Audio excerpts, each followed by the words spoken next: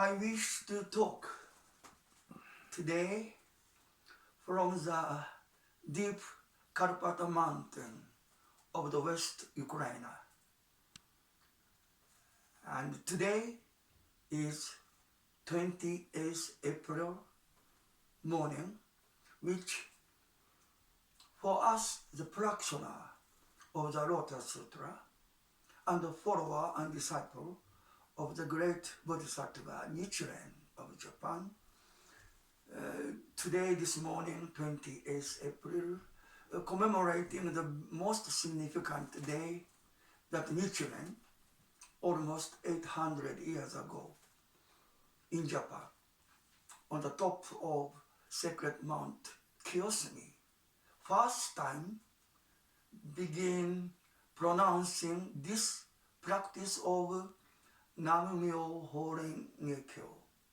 First time in the history of mankind. Nichiren's life is a time of the huge turbulence history of Japan, and not only Japan, but throughout the world. His time was the era that Genghis Khan and Mongol begin to expand and conquer, literally, the whole historical world in those days, from all Eurasian continent. And these Mongol forces are also about to reach to the island of Japan, crossing after Mongol conquer China and Korean Peninsula. The last remaining territory was this little island of Japan. In those days, Nichiren was born and began to practice Lotus Sutra. While he was alive, Mongol twice invaded Japan. Mongol in those days, nobody can compete or fight with. It is the strongest military empire in those days. Now, I am sitting in the deep mountain of Karpata in the West Ukraine, as all of us knows, fully aware what is happening in Ukraine. Our Sangha have been existing in Ukraine as well as all former Soviet republics.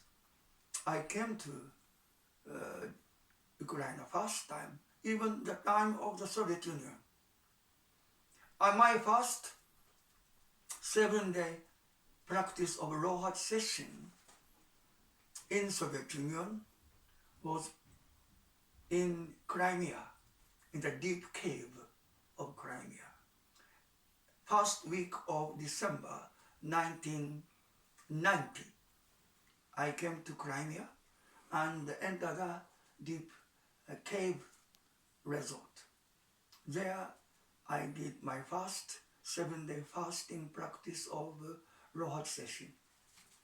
After completing 1 week practice and came out and celebrate the Buddha's Enlightenment Day, 8th December, we all came to know that Russia, Belarus, and Ukraine president declared independence from Soviet Union. And this is the beginning of the collapse of Soviet Union. Before this My first coming to Soviet Union was 1988 Moscow, the time when Mr. Gorbachev and Mr. Reagan are having the Moscow summit in the Kremlin. I came to Moscow on this very period of Moscow summit of Soviet Union and United States. And I am in fact the first religious person officially getting the permission from Communist Party and made the peace prayer in Red Square in front of Kremlin while the summit was taking place. I sat in the Red Square and prayed continuously for 6 hours during the summit. This is how I came first time to Soviet Union. Then, 1991, Gulf War began. Saddam Hussein invaded Iraq, and the whole international community, by the Security Council resolution of the United Nations, international allied force was made and began to bomb Iraq. At that moment of 15th January 1991, I was in the border between Saudi Arabia and Iraq. Many of the peace activists of around 60, 70 countries, almost 100 people, set up the peace camp at the border between Iraq and Saudi Arabia. This is a place where many Hajj pilgrims are crossing from Iraq to Mecca, Saudi Arabia. In this border, we set up the peace camp and we watched the very night the first bombings of all over Iraq. We witnessed in 3 days of this attack, electricity, oil, and waters, communications, internet, TV communications, and gasoline stand, everything was burned. 20th century Iraq back to Stone Age in 3 days of military assault. That is what we saw. Before this, coming to Iraq, January, there was a very historical moment in Europe, which is East Germany and West Germany are unified on 2nd October 1990. This is the day of Mahatma Gandhi. I also at Potsdam of Germany. And we witnessed this historic day of unification on the birthday of Mahatma Gandhi. I celebrated this at Potsdam, and it was full moon, very impressive. It's supposed to be the symbolic day of the beginning of a new history of the future world. But after a few months, there was a Gulf War, and I have to be in Iraq. And during the bombings is going on, we moved from border of Saudi Arabia and Iraq back to Baghdad on the request of Iraq government. We stay in the Al-Rashid Hotel. This is the only safe place in Iraq that America will avoid bombing, because there was only one TV channel, CNN, were broadcasting the live news of Gulf War from this hotel, Al-Rashid Hotel in Baghdad.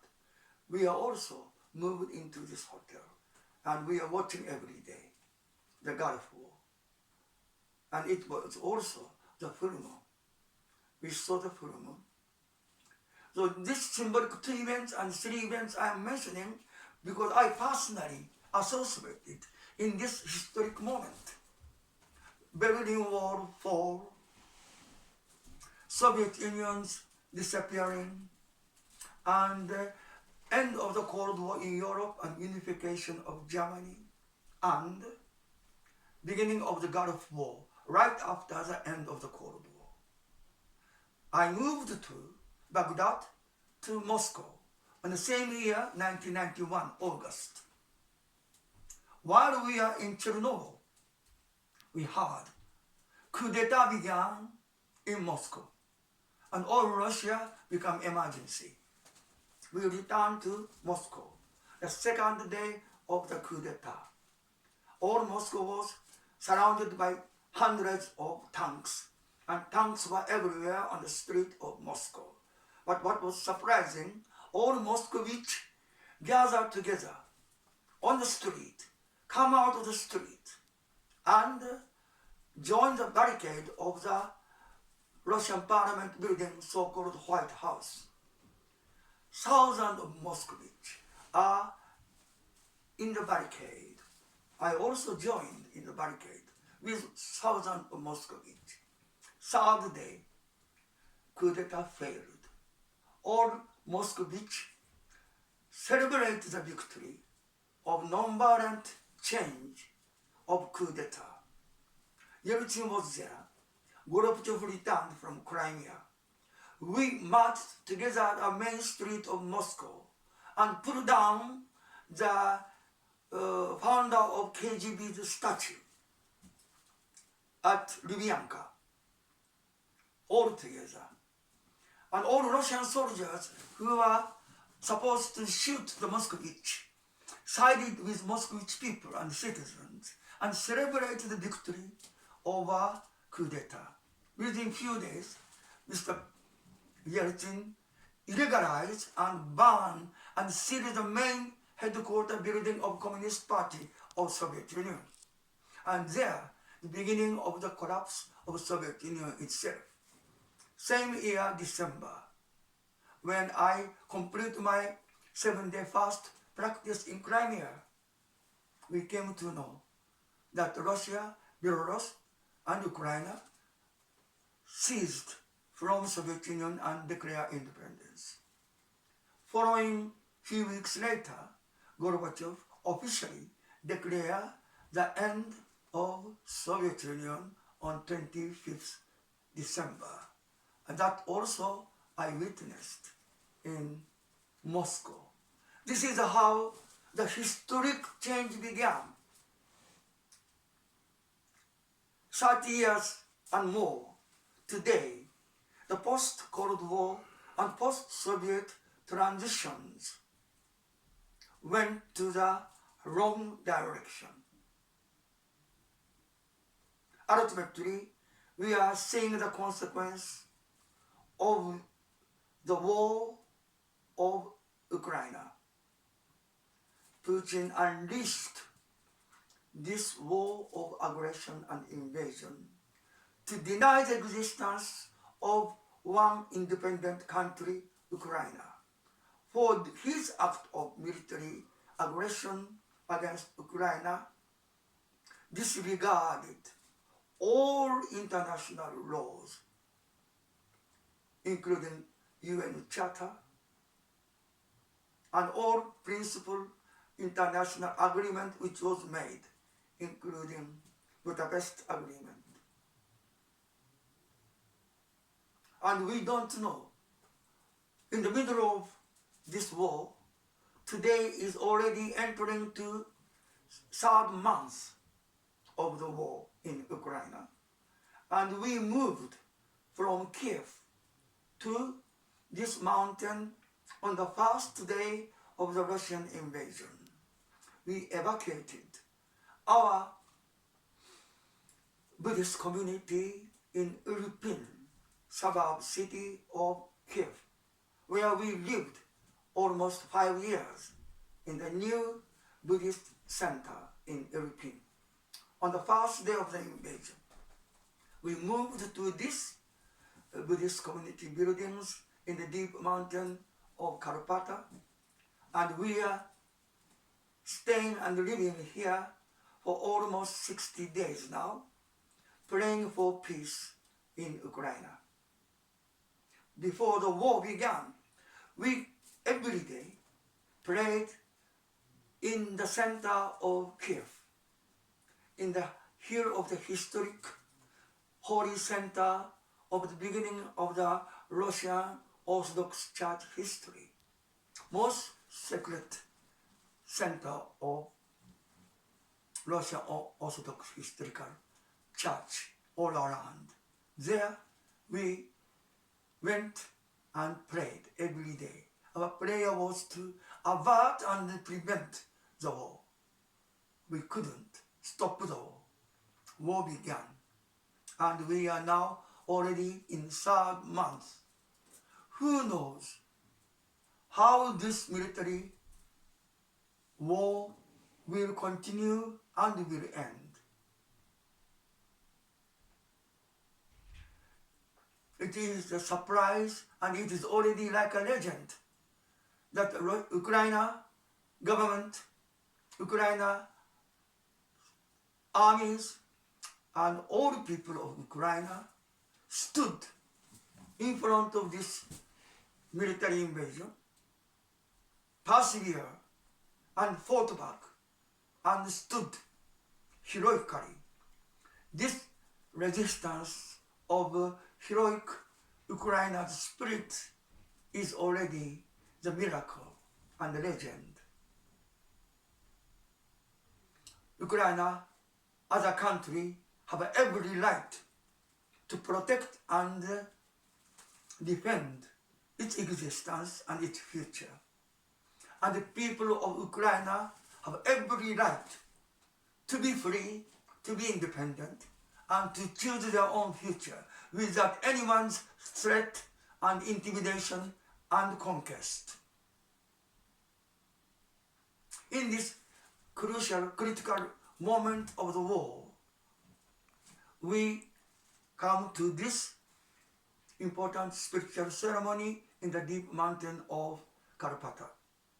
Our prayer, all of those days of 60 days of prayer sessions are dedicated for the end of the war and peace of Ukraine and peace for the whole world. Because every day, almost every day, Putin threatened the nuclear blackmail. And it seems before the war and the beginning of the war, United States, NATO, and many countries are intimidated by the Putin blackmail. And Putin, with the threat of the destroying the whole world by nuclear weapons, wanted to maintain the upper free hand to do whatever military action possible to destroy the existence of Ukraine. It can never be allowed, and it never be successful. Soon, this war, I really hope, will end. Whatever way to end, most crucial issue for all mankind today is what world we are going to create after Ukraine war. When Ukraine heroically could defeat and the ambition of Putin to fail, it is the most positive outcome everybody wishes to see. But still question remain. What future all mankind together to create from this apocalyptic tragedy where Ukraine country as a nation and people are persevering, enduring, and reviving and resurrecting alive and demonstrate the victory over the Putin's ambition of genocide of Ukraine.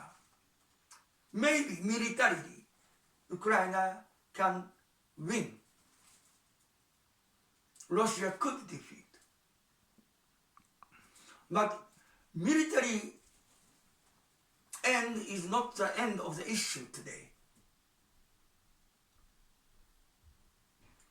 The ideology behind the Ukraine and whole Russia today, why Russia wanted to conquer Ukraine. This ideology was indeed frightening.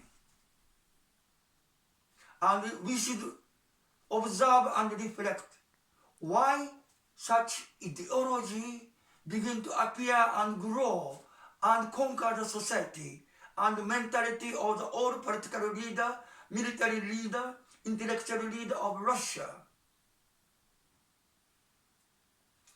In the declaration of the war by Putin in the very first day of the invasion, clearly demonstrates this ideology, historical view, cultural view, spiritual view about how Putin and Russia view the world.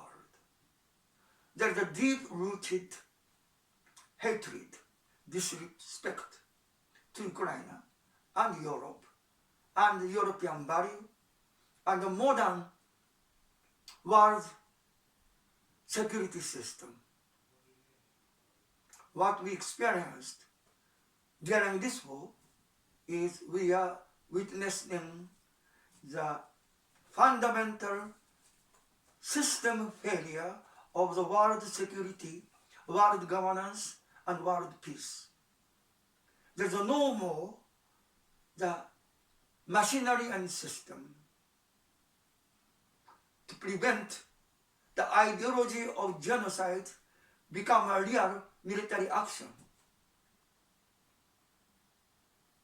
And threatening the nuclear blackmail, one country can do any war crimes and aggression.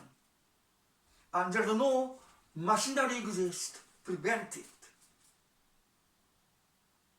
It is a horrifying prospect for the future of the world. My real purpose today wanted to make this message on this important day is I was in Europe since 1970.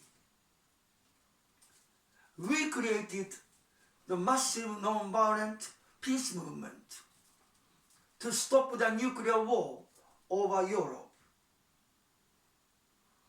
I built the two stupa in Milton Keynes and London while I was in Europe. When this peace pagoda appeared in England and Austria, it is become a symbol of the non-violent ordinary people's anti-nuclear peace movement which unite all people of Europe into one single purpose of prevent the nuclear war. And in order to prevent the nuclear destruction of the world, root cause of the military division of Europe have to be overcome. I personally, alone, walked from Warsaw to Berlin Wall, 1983, alone. The time Poland is under the state emergency. Nobody can allow to any action. But I, as a Buddhist monk, alone walk on foot from Warsaw to Berlin Wall. It is 7 years before Berlin Wall collapsed. How Berlin Wall disappeared? It is by the people of the East Europe, East Germany, and Poland, and Romania, Yugoslavia, Czechoslovakia, and Baltic countries. They all stood up, ordinary people together, non-violently transform the whole military political structure of Europe, and Cold War ended. This is a miracle in all throughout all European political history. first time non-violent power could overcome the military system of nuclear destruction. In 20th century, the first successful example of non-violence, of course, everybody remember, by Mahatma Gandhi and the freedom struggle of India. All people of India jointly, non-violently stood in front of the strongest military empire of English Empire at that time. It is the strongest military empire. And India attained the political freedom with non-violent means. Here in Europe, Ukraine, after the collapse of Soviet Union, after Moscovite non-violent resistance against coup d'etat and its victory, Communist Party ended and Soviet Union ended peacefully. This is unthinkable victory of non-violence by Russian people. How Bolshevik Revolution was such bloody revolution. How Stalin killed millions of people, of Soviet people. However, in the end of the 20th century, very people of Moscow stood up against coup d'etat non-violently and achieved a non-violent victory. Similar things happened in Ukraine. Our Sangha took part, Orange Revolution and Maidan Revolution. It is also such a remarkable people's struggle of non-violence. Can you imagine? In the middle of the winter, millions of people assemble in Trafalgar Square. Not 1 day, 2 days. Months and months, millions of people assemble and live. Refusing to be the part of Putin's Russian society. People of Ukraine never want to be living in the similar society where Putin controlled and created. It is a simple rejection. Ukraine never want to be like Russia. I want to tell, as I am a Japanese, to the Japanese people, can you imagine Japanese people, millions, can come in front of the, Parliament Square, or in front of the Imperial Palace, and live there 1 month non-violently in order to choose their own future by themselves.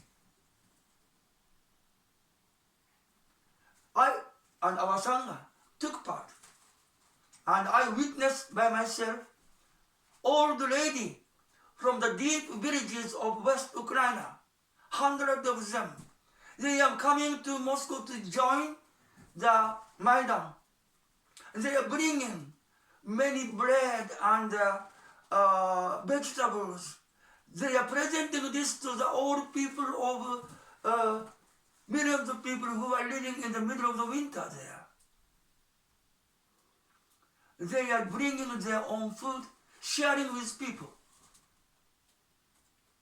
What is amazing that many people are following the propaganda of Putin.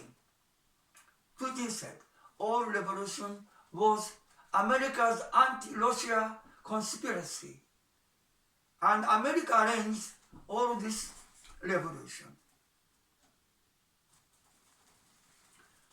Anti-nuclear movement which I participate, we created in Europe every month. Thousands of people, tens of thousands of people marched throughout Europe. Not 1 day, 2 days, months. We are walking thousands of kilometers. Tens of thousands of people together every year, every summer to Paris, to Vienna, to Berlin, to Belgrade, Helsinki. I am proudly say, little episode, that I knew that every police station and prison of London, Paris, Madrid, Geneva, Amsterdam, I was arrested and put into prison many times in Europe during those anti-nuclear campaign and peace march. And Putin propaganda say, all this people's non-violent movement in Europe and collapse of Berlin Wall, collapse of communist government of East Europe, victory of Moscovich against coup d'etat, end of the Communist Party, collapse of Soviet Union, were the conspiracy planned and paid and arranged by America. What kind of astonishing blind delusion. And on this denial, Putin today try to destroy and deny the existence of Ukraine. In front of this massive non-violent aggression, today we once again need not only the military victory of this war, we have to create the victory of non-violence, victory of humanity, victory of truth after this Ukraine war. We are praying every day here that on this land, on this heaven, all will support Ukraine.